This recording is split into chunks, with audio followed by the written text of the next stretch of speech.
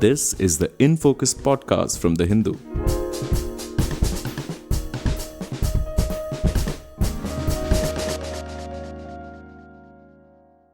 Hello and welcome to another episode of the Hindus in Focus podcast. I'm Zubeda Hamid, your host for today. For anyone who drives a vehicle in this country, the nightmare scenario is the same: an accident involving another person. India has one of the worst road accident rates in the world. In 2022, the country reported over 460,000 road accidents, with over half of these taking place on national and state highways. Clearly, road safety is an area of huge concern. Recently, new provisions related to hit and run accident cases were brought in under the new penal code, the Bharatiya Nyay Sanhita or BNS. These provisions, however, evoked massive protests from truck drivers across the country at the beginning of this year. Truckers said that the penalties were unfair, they imposed very heavy fines and jail sentences, and did not take into account the many issues on Indian roads: the bad conditions of the roads, lighting and visibility factors, mob violence in some cases where accidents take place, and the behavior of other motorists and pedestrians on the road itself.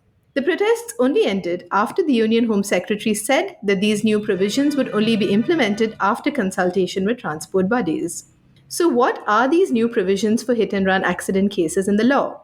What constitutes rash and negligent driving now, and what are the penalties for it? Do the laws need to take into account contributing factors to accidents? And does there need to be a graded system for penalties? We discuss all of these and more with Professor G.S. Bajpai, Vice Chancellor, National Law University, Delhi. Welcome to the Hindus in Focus podcast, Professor Bajpai. Thank you. Professor, could you talk to us about the new provisions for hit and run cases under the Bharatiya Nyay Sanhita, and how do these provisions differ from those in the Indian Penal Code? Yeah, of course. So Section 106, Subclause 1 of Bharatiya Nyay Sanhita actually provides that whoever causes death of any person by doing any rash or negligent act not amounting to culpable homicide shall be punished with the imprisonment of either description for a term which may extend to 5 years. That is the clause 1. But clause 2 is very crucial in the context of recent happening, which stipulates that a penalty of up to 10 years in jail and a fine for fleeing an accident spot and failing to report the incident to a police officer or a magistrate. So this law is in addition to the colonial era provision on causing death due to rash or negligent acts under Section 304A of the Indian Penal Code. And I also add in this context that the widely circulated view that the Section 1062 of Bharatiya Nyay Sanhita stipulates an imprisonment up to 10 years and a fine of rupees 7 lakhs or 10 lakh for fleeing an accident and spot and failing to report the incident to a police officer is grossly incorrect, because this section discusses a maximum punishment of 10 years and a fine, and there is no actual mention in the Bharatiya Nyay Sanhita about a fine being rupees 7 lakhs or 10 lakhs. So it is only in section 161 of the Motor Vehicle Act there is a fine is imposed, but that is to be recovered by way of compensation, and that amount is also capped up to rupees 2 lakhs. So it is in this context I wish to dispel this confusion. Tell us, Professor, India has one of the highest number of accident deaths globally. In 2022 alone, we had 460,000 road accidents, and of these, hit and runs were 67,000. Was there a need for a new law that specifically tackled hit and run cases on our roads? Yes, certainly, because the new law comes in the backdrop of concerning figures related to road accidents in India. In 2022, India registered the highest count of road crash fatalities, exceeding 1.68 lakhs deaths. So this unsettling statistics actually translates to an average of 462 deaths daily. So despite a 5% global decrease in road crash deaths, India witnessed a year on year increase of 12% in road accidents and 9.4% in fatalities in the same year. So the country averages 19 deaths due to road accidents every hour, which amounts to nearly one death every 3.5 minutes. And with only 1% of the world's vehicles, India accounts for about 10% of crash related deaths and incurs an economic loss of 5 to 7% of its GDP annually due to road accident. So the implementation of this law at this stage actually would encourage the drivers to exercise, a lot of caution. But the second part of your question is such where I would say all penal laws carry with them certain justification for punishment. So the side of the coin seeking stringency in punishment appears to actually lie in an expressive function of the law, which wants to deter drivers from engaging in rash and negligent driving, and that may lead to death. On the other side, however, the intent is to punish an offender in the event that they attempt to escape the law after causing death due to rash or negligent driving. So here the law creates a positive obligation on the part of the offender to report such an accident to the police or magistrate. There are also provisions to criminalize the omission in the performance of such a duty elsewhere also. But the imposition of this legal duty clearly arises from a legislative intent to enforce moral responsibility on the part of offenders towards the victim of a road accident. Such conversion of moral responsibility into a legal duty is not new to cases pertaining to motor vehicle accident. So, for instance, Section 134 of Motor Vehicle Acts 1988 requires the driver of the vehicle to take all responsible steps to secure medical attention for the injured person unless it is not practicable on account of mob fury or any other reason beyond his control. So, additionally, in the event of an accident, the new legislation ensures that victims received prompt assistance attributed to the reduced penalties for such incidents. So the rationale behind this approach is the belief that individuals who cause harm unintentionally have a responsibility to assist the victim. But as you said, this provision is already there in the Motor Vehicles Act. Was there a necessity to bring it into the BNS, sir? Yeah, because BNS gives a wide variety of deaths on account of various acts. So it has been placed in the same chapter where we are placing other forms of culpable or non-culpable, forms of. So here, because rash and negligent acts have got some amount of liability, whereas motor vehicle act is merely of regulatory nature. Here, the Indian Penal Code comes with so now VNS. It comes with a certain degree of punitive responsibility. So idea has been to make it more deterrent and make the obligations more clear and plausible on the part of doers. So that is the idea. Let's talk a little bit about what you just said, sir. One of the things you talked about was that in some particular cases in where the drivers cannot take the victims to a hospital or get them medical aid in case of like a mob fury. This was one of the contentions of the truck drivers who launched the protests at the beginning of this year, is that even if they want to take the victim, they're often afraid of mob violence. And in addition, they say no matter whose fault it is, invariably the bigger vehicle gets the case registered against it. Are these valid concerns? I would say the truckers' concerns are not unfounded, as the instances of mob violence are also quite frequent in various parts of the country in such situations. So, truck drivers often flee accident scenes due to the fear of mob violence rather than choice, highlighting a compulsion driven by self preservation. So I would say effective enforcement against mob violence remains challenging due to difficulties in apprehending the culprits, often prompted by operational and socio-political factors. But the law's principle is to deter rash and negligent driving, and to punish those who flee the scene without reporting or helping the victim. However, the protests highlight the need for a balance between road safety and the rights of drivers, suggesting a potential revaluation of the law to address these concerns. Talk to us a little bit about the conditions themselves. We in India, we know that in on many stretches the roads are bad. There are factors such as poor lighting, faulty road design, and in many cases also road rules that are broken by both drivers as well as pedestrians and other motorists. So do these factors need to be taken into account when devising penalties? Do we need a graded system for penalties? Should there be a differentiation between causing an injury and causing a death?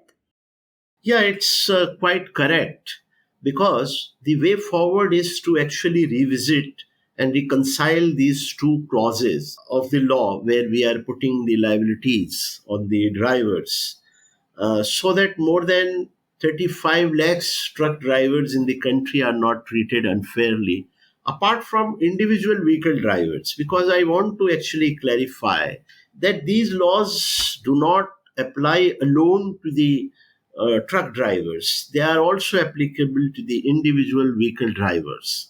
And for instance, an exception has been made under 1061 of the Bharatiya Nyay Sanhita for doctors in the event of rash or negligent acts, where the punishment will be up to 2 years with a fine in case they indulge into any act which is finally found to be rash or negligent. So this there is a limited categorization of this sort, where in the former category you have doctors, in the later categories you have other persons. So this categorization is actually problematic from the lenses of law and its principles, because it is against the principles of equality, as the liability of a wide variety of people working in other sectors also need to be moderated. And section 106 subclass 2 is particularly contested and protested by drivers, and this section has the scope to be revisited. I very clearly put it. This section does not differentiate between rash and negligent driving also. These are two separate types. So in order to provide a graded liability depending on the severity of engagement and indulgence, and then we can probably moderate the punishment in a commensurate manner based on the degree of liability. So the acts of rash driving and negligent driving must be separated and placed under different degrees of liability, so that all incidents of this nature are not bracketed into one, causing prejudice to the actors. And this determination of actors' liability in the eyes of law has to consider a lot of contributory factors, as you were putting in this question about the road condition and all those things. Those are the contributory factors when we talk about the negligent acts, such as behavior of the commuters. So behavior of the commuters are road conditions, lighting on the road, and all those factors are a kind of contributory factors. So this negligence is contributory negligence in the light of all these factors that we have. So in such a situation, the applicability of one clause fitting to all categories will serve as a prejudice against drivers in different circumstances. Professor, talk to us about another factor. One of the other contentions of the protesting drivers was that the entire process, when you go to report a case in India, actually any case, the entire process from the registering the complaint at the police station to the whole legal process in itself can sometimes take years. How do these cases generally progress in court, and what are the kinds of judgments that are generally given? Yes, the judicial trend and outlook of Indian courts in cases of hit and run can be seen by certain judgments. So, like for instance, Sanjeev Nanda versus State in 2009, Alistair Anthony Pereira versus the State of Maharashtra in 2012, and Shilpa Mittal versus the State of NCT of Delhi 2020. These cases reflect a complex interplay of legal principles, judicial discretion, and evolving societal norm regarding road safety and accountability. So, the judicial outlook in cases of hit and run in India reflects a nuanced understanding of the multifaceted nature of road accidents involving negligence, rash driving, influence of alcohol. So, courts have shown a tendency to adapt their interpretation and ruling to not only the specific facts of each case, but also the broader public interest in road safety and justice for victims. So, the judiciary's approach suggests an ongoing effort to balance the principles of punishment, deterrence, rehabilitation within the legal framework governing the traffic offences, emphasizing the importance of accountability and responsible driving. Couple of things in the context of court procedure, can be definitely looked at. So, for instance, the severity of offense and judicial discretion. Supreme Court's decision in Sanjeev Nanda case illustrates a judicial discretion in determining the applicability of legal provisions based on the circumstances of the cases. So, circumstances of cases also become vital in terms of determining the liability. So, similarly, the alcohol influence in the case of Sanjeev Nanda and Alistair Anthony, they highlight the judiciary's stern stance. If the driver is drunk, then probably the strict liability imposition will be there. And punishment, in most cases, the court wants it to be a deterrence. And therefore, you will see the judiciary appears to prioritize the need for stringent penalties in cases resulting in fatalities to send a clear signal regarding the consequence. And lastly, the victim support has emerged very important feature because ultimately there is an innocent person being run down. So judicial decisions have increasingly emphasized the compensation for victims or their family as a critical component of the verdicts in hit and run cases. So I would say that the delay and court processing, of course, take time, but this entire law is evolving to provide a road safety system, a victim support system, a compensatory arrangement to assist the victims of crime. So this is important. Let's talk a little bit about the compensatory mechanism, Professor. What is fair and how is it done? How should it be done? The compensation mechanism, if the court determines that the driver was at fault, should it be entirely taken? Should they be responsible for the compensation? Should the state be responsible? How does it work? So actually, there are two types of responsibilities which are generally incurred by the driver in such cases. One is there is a civil liability, which is the part of Motor Vehicle Act, which I have mentioned earlier in this talk. In that case, the compensation is recoverable from the doer, I mean the person who commits the accident. So a part of or whole of it, depending on the capability of the doer, that would be recoverable from them and to be paid as an amount of compensation as may be decided and fixed by the court in its final decision. That is one. Second, in the Bharatiya Nyay Sanhita, these acts have been treated under the category of offenses, and they are coming along with some amount of fine, as I have mentioned. And this fine is something which is imposed, and there is a liability on the part of the state also, and sometimes it is if it is a fine, so it is recoverable from the individual also. So this fine will go to as a matter of compensation. In Motor Vehicle Act, the state compensation arrangement is more predominant. The court, if the doer is not in a position to pay, probably the state have to go. There are tribunals who would decide about the quantum of punishment. And there is a system of filing the application and determination of compensation. And finally, the order of compensation is made. Tell us a little bit about how hit and run cases are governed in other countries, Professor. How does this generally work abroad? Yes, so I think, as I have mentioned, this problem is recurrent in all important countries and everywhere. So, all the countries have developed over a period of time certain mechanisms, which is very, very vital and crucial in the sense that in the United Kingdom, the hit and run is considered to be a serious offense. So, offense imposes a maximum penalty of prison sentence of some 14 years and unlimited fine. Besides, the driver is disqualified from driving for a minimum period of 2 years. And similarly, if you see in Canada, the person could face, in such cases, a maximum prison term of 10 years, along with fine and all other kinds of restriction. In the US, the penalty for hit and run cases depend on the state laws and severity of the accident. So a person could face misdemeanor or felony charges, typically resulting in significant jail time and a fine up to some $20,000, which is roughly 16 lakhs in Indian currency.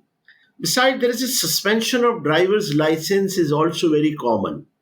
And in France, similarly, the 30,000 euro and a jail term of 2 years. In Australia, you will see that the fine up to 1,500 Australian dollars with 10 years of imprisonment. So invariably you will find there are stern punishments along with fine which are imposed because road safety is capped on the top of the people's life and their agenda. So in all such countries you will find that there is a clear-cut system of imposing strict penalties in the event of rash and negligent driving. We don't have a system of the suspension of license, Professor? Yeah, that is a very strange thing. So, generally, it is not provided in the law, as I can read in both the laws. However, I would say if the court decides in case to case basis where they found that the driver doesn't deserve to be fit to be a driver, in that case, courts probably can direct as a part of their verdict to suspend the license, and the licensing authority can be directed to do so. But as a matter of law, it has not been laid down, as I can see in India. So, in conclusion, you would say that there was a necessity to bring in this law due to the high number of accidents we face, but the provisions could be relooked at to make sure that drivers don't get an unfair deal. Yeah, that is the objective of the law. Law should be very equitable and should be capable of understanding and incorporating those factors and conditions which are crucial, especially in the determination of liability. So, as I have mentioned, there can be a system of graded liability. Your liability in such cases cannot be simply one that the person died, so the driver is fully responsible. What are the contributory factors? Those mitigating factors can be very, very crucial so that both the parties should meet a proper fair deal in the enforcement of these important laws. Thank you so much for speaking to us today, Professor Bajpai. Thank you so much. It was a pleasure talking to you. In Focus will be back soon with analysis of the biggest news issues.